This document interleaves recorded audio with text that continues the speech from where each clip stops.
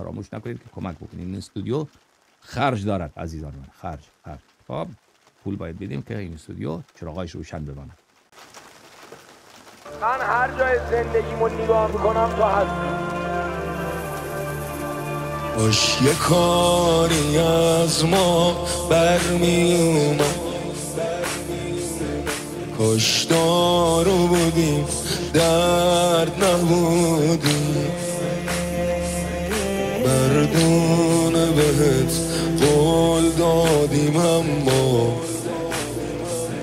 ما اون قدم مرد نبودیم.